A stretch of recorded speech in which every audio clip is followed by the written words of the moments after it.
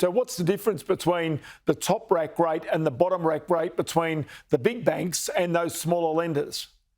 Look, so after this rate hike filters through, and assuming they pass it on in full, all four big banks will have their lowest ongoing variable rate will be above 6.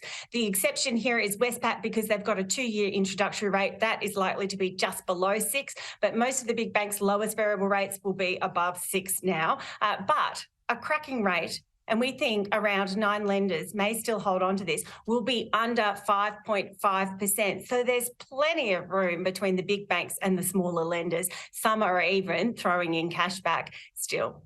But it's interesting for perspective, just to throw your mind back 18 months, when most borrowers in Australia had a 1 in front of their mortgage. What you're saying to me now is all of the big banks have got a 6 in front of their mortgage.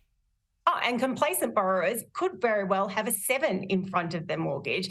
These are unprecedented times. I think that, a lot of borrowers who set out on this journey of owning a home didn't ever think that they would see rates that high in their lifetime, let alone in the space of just over a year. And yet here we are, rates that start with a 6 are the norm now, and we are on a fast train towards 7 with the RBA indicating that more hikes might be necessary. And just a quick one for you before we go. Is there a big enough pool of money for some of these smaller lenders to be able to still be competitive with their lower rates and still have a margin? Because that's a part of the issue. I know when I borrow money from a lender that I'm the risk, not them. But notwithstanding all of that, they've still got to be able to be viable as a lender to be able to put out those competitive loans.